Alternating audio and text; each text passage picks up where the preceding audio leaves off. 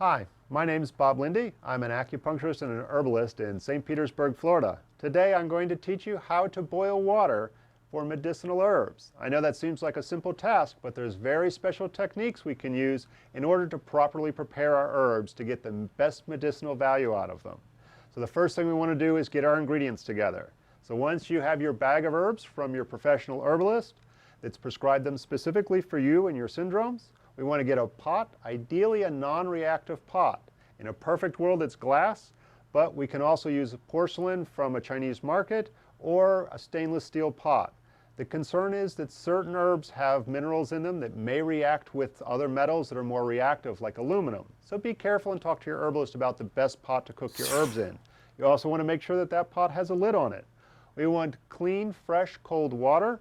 And we need a bowl and a strainer so that we can collect what we've boiled afterwards. Once we've gathered together all of our ingredients, we want to go ahead and place our herbs into the pot and cover them with about an inch of water. There's different techniques that we can use that will be given to you by the herbalist who prescribes them, but ideally we like to let the herbs sit for 20 or 30 minutes.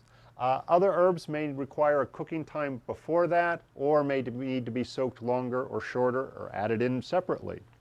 So once they soak, we're going to actually turn the flame all the way up, turn it as hot as the fire will go. We call that a military fire, and we bring it to a boil.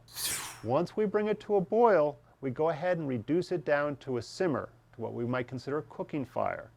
And again, depending on the specific herbs in your container, we usually cook it about 20 minutes. And in Chinese medicine, we'll then strain those herbs off, place it back in the pan, and add water again to cover the herbs. Of course, remember that a lot of herbs float, so you really want to pay attention to how much water you're putting in there. We again bring it to a rapid boil, and then once it reaches the boil, reduce it again to the simmer.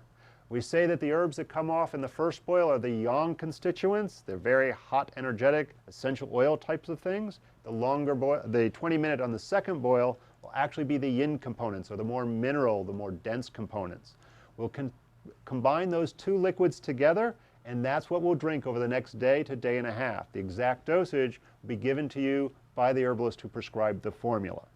So remember, although it seems like a very simple thing to just boil water, when we're making medicine out of our herbs, it's important that we do it in the right proportions and the right technique as prescribed to you by the prescribing physician for your formula.